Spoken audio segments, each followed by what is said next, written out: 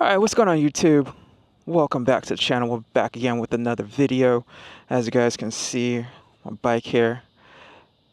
Right here. But before we start, just to let you guys know, today's video is about the 3 things I hate about motorcycles. And you know, it's one of those things that's generalized. Like, there's so many things you can hate, but you just love to do the thing that you love to do. But yeah, that's just how it is. So, you guys, just take a gander at the bike here. It's looking. I think it's actually a little dirty. I really need to polish it. Not polish it, but you know, get it really detailed out. But one of these days I will. We'll see whenever that happens. But anyways, let's go ahead and start up the bike, and I'll go ahead and start rolling here.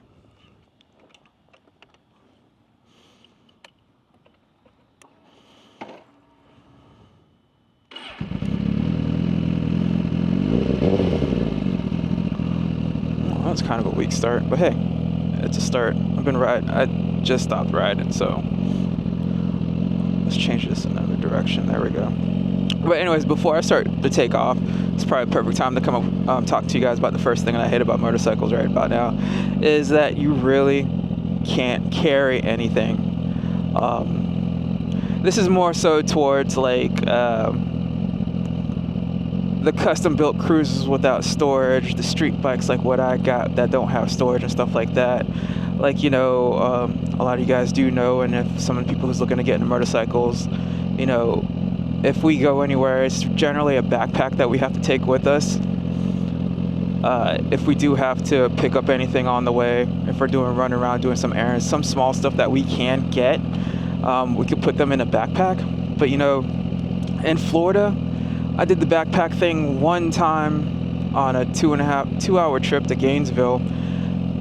Going up wasn't too bad because it was early morning, it was nice and cool, but man, coming back, man, I had to stop for about 20 minutes because I started to get overheated because of the gear I was wearing plus the backpack. It was just like, yo, that I was like, yeah, I'm not doing the backpack thing unless I absolutely positively have to. If I gotta go do some errands, something like that, I'll just go ahead and take the car from now on. But that particular day, man, I just remember I was like, crap, I think I was about 45 minutes from the house, and I literally had to stop for about 15 to 20 minutes, try to get as rehydrated as possible, cool down a bit, and then keep it moving. But yeah, that's definitely like number one, absolutely positively. But it's, you know, it's one of those things that, you know, the bike is nice, it's fun to be on and ride around and stuff like that. You wish you could do everything on it, but unfortunately you can't. But you know, them's the brakes on that. And you know, I don't know if you guys can see it. If you go look up, hopefully the camera's picking it up good enough. This leads me literally to number 2. I literally actually came out a little bit later today just to hopefully the weather would be okay, but no. The weather's being the weather, and it looks like it is going to rain. So I don't know how that I don't know if it's going to rain by the time I start rolling back home, so this is going to be quite interesting. But anyways, like I said, this is number 2. Definitely number 2 is the weather. Hold on, let me try to get my visor right. Yeah, it's definitely the weather. Weather's horrible. I personally don't like rain. I'm a type of person, when I'm out, I like to be dry, you know, but I really don't like the rain, more so because, you know, I'm on 2 wheels. They don't have as much grip as a 4-wheeler, or what the people in the motorcycle world call them cagers. You know, they don't have as much tread, not as much grip.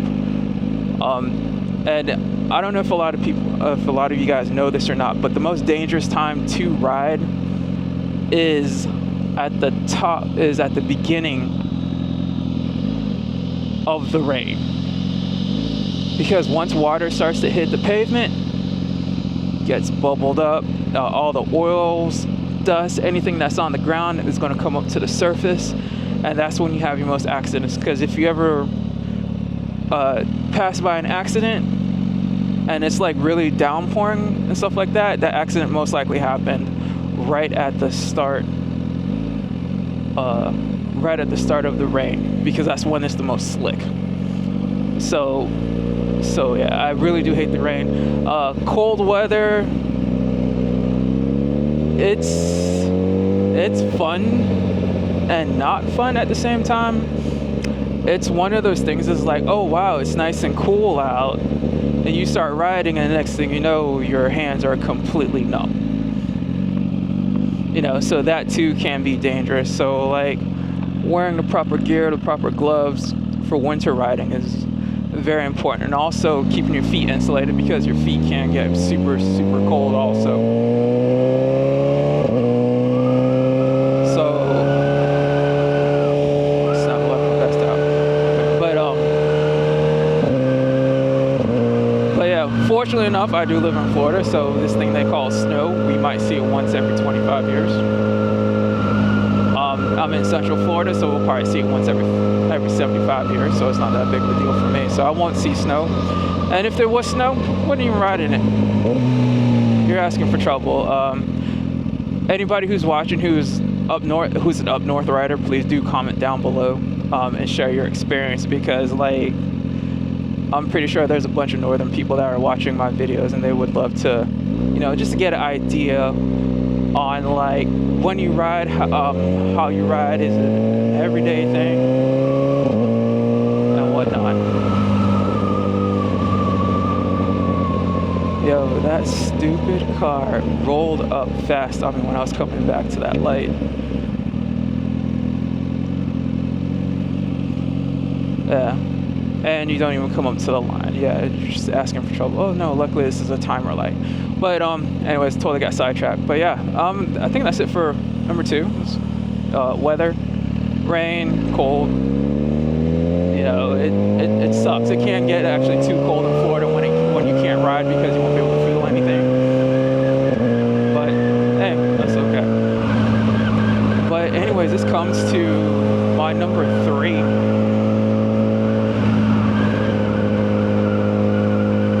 Yeah, this comes to my number 3. It's number 3 is simple and easy, and a lot of you guys can share the sentiment. It's the money.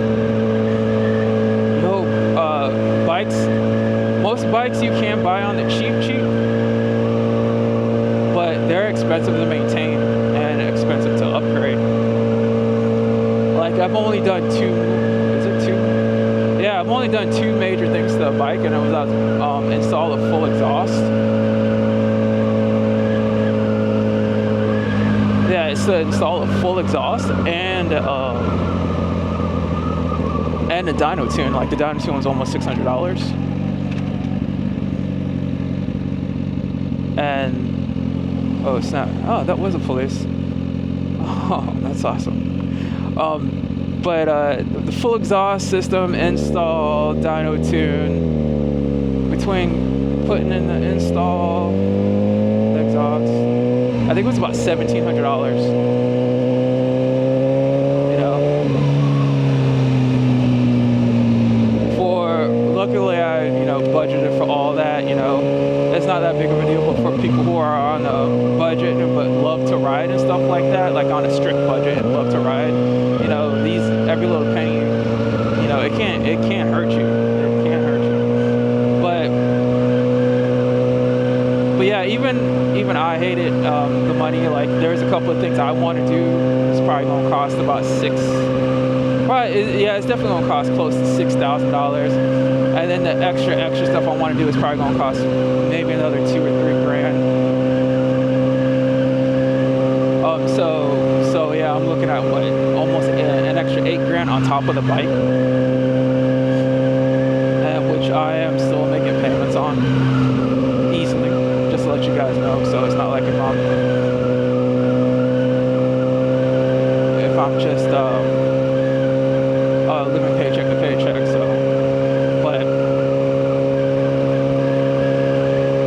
but yeah, guys, this is gonna be it for the video. 3 things I do hate.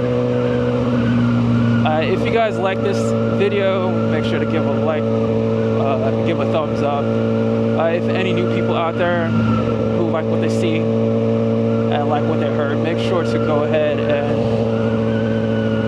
hit the subscribe button and hit that notification bell button, because I am trying to do my best to keep one video out a week at least, and maybe more if I have time to do so. To the 100 current subscribers who are very respectable, I really appreciate each and every one of you guys, and also to the fellowship who I think I got some subscribers but don't know how to respect people as much.